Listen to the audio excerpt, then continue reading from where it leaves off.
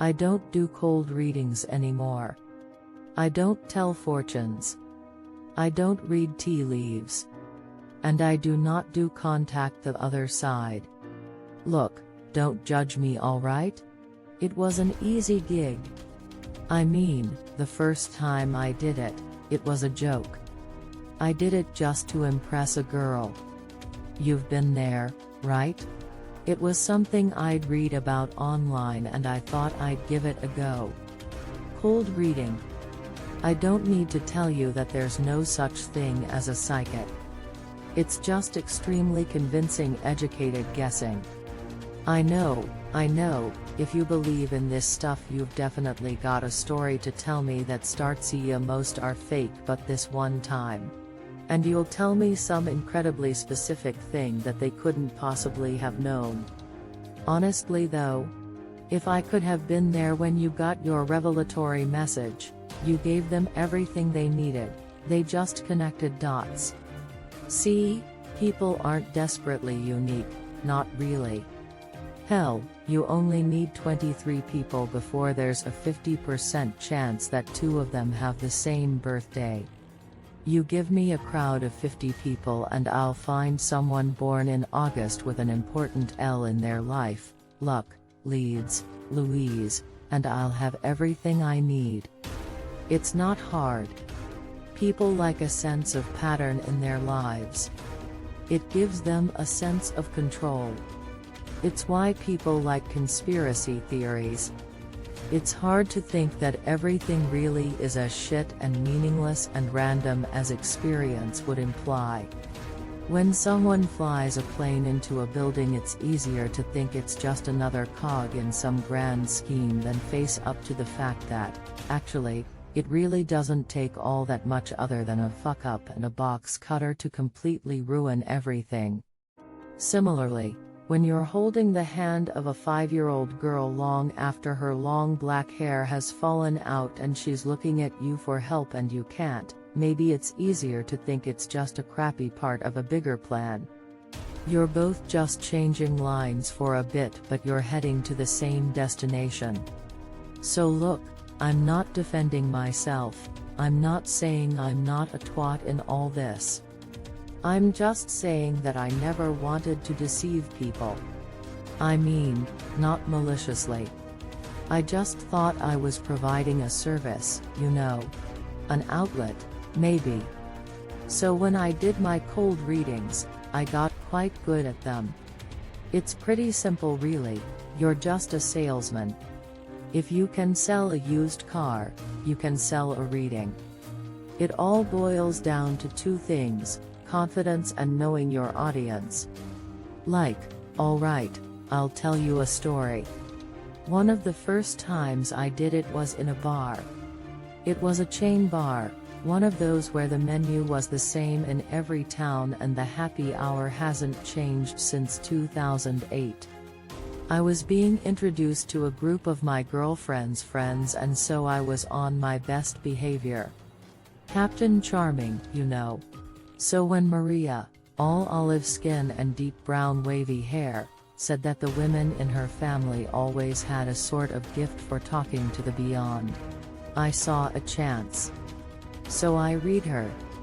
My girlfriend was 24, and they were university friends, so I guessed that Maria was likely a year either side, maximum. She was thus probably a child of the early 90s. Young enough that likely her parents were still alive, but that she may have lost a grandparent or 2. There were no rings on her fingers, so I guessed she wasn't married, and the way she was poured into that red cocktail dress pretty much counted out the chance of her being a mum. So, grandparents were the way in. The most common first letter in first names are J for men and A for women. For men this is especially useful as it takes care of all the Johns, James and Jacks which have had staying power during the generations too. There's someone who wants to speak with you. Maria's eyes flicker with excitement. This is a good sign. I'm getting an A? No reaction at all from Maria. Luckily, It's an easy conversion. No, not A. It's a J. Another flicker. She takes in a sharp breath. Bingo. I think it's a James. Or a John? John. Yes, John. My grandfather. He's here with us now. Now, most people at this point are still pretty skeptical. Maria was taking the bait with gusto, but most people would still be sat back in their chairs at this point, single eyebrow raised. Now you gotta hit 'em with something a bit more personal. With grandparents, it tends to be a pretty positive relationship that you're playing on.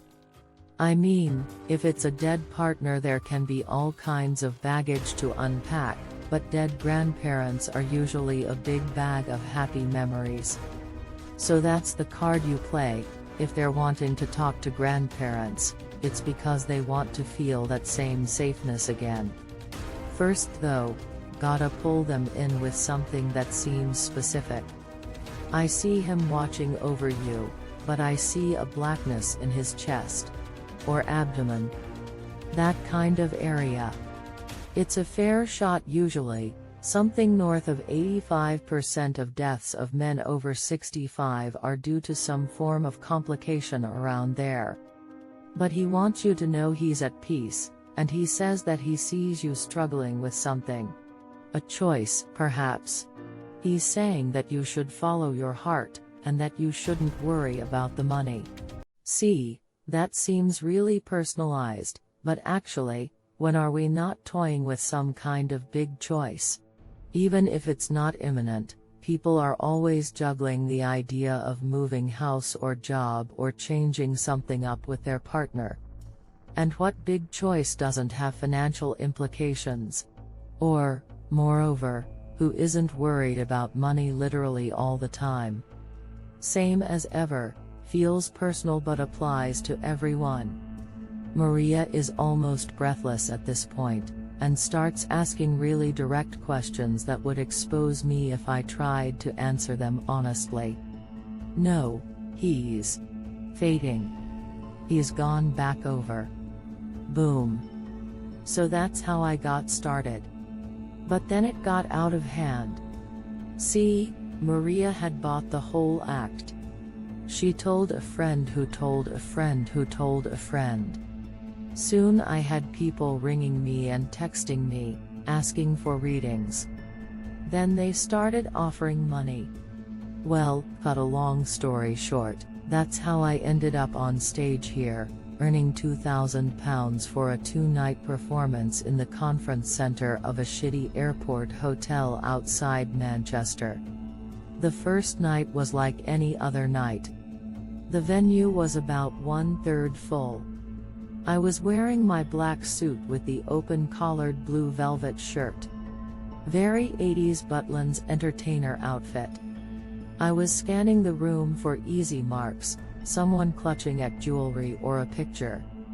The ticket asked them to bring something belonging to the person they wish to contact, so the second you see anyone with their hands full you know you've got a gullible mark. And there she was, nervously spinning her wedding ring with a photo resting on her lap. Dead husband. My bread and butter. I sat with her and, well, there's a reason I don't do these anymore. I played it safe at first. I'm getting a J. She took a deep breath, and started to react. Before I could get a chance to read her reaction, another voice called from the other side of the room. It's him. Came the voice. Sometimes, you get someone who's a bit overenthusiastic. Someone who's so desperate to get in touch with their beloved that they'll assume that whatever voice is coming through is trying to get in touch with them, regardless of who the current mark is. It's why I stay away from sensing the letter R. Between the Richards and Dicks and Roberts and Bobs, half the sodding room thinks they're being contacted. I got ready to politely ask the interrupter to sit back down. But there was nothing. No one. I turned back to the widow. She was steeling herself to get in touch with her J.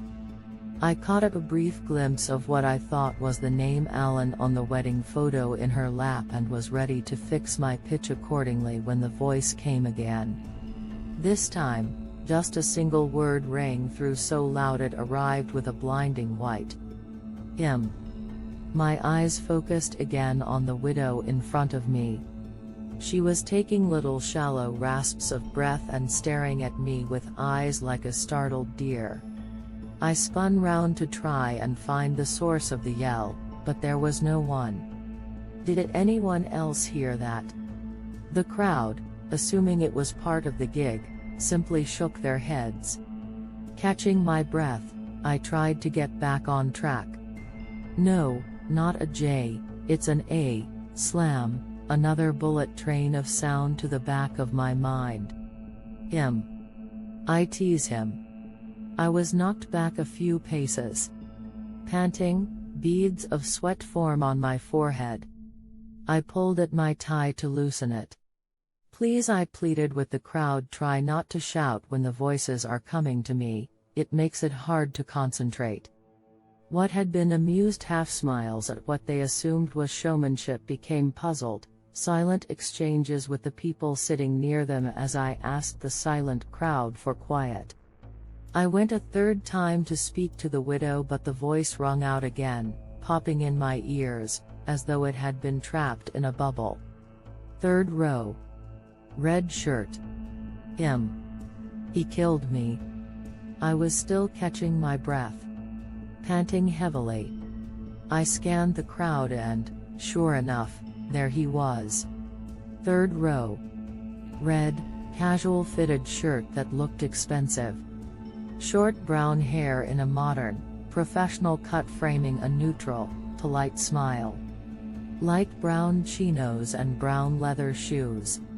Arm draped around the shoulders of a nervous-looking blonde woman. I couldn't see her face as she held an unbroken look with her lap. Her hands gripped the blue velvet clutch on her knees. Her legs were pinned together with vice-like strength.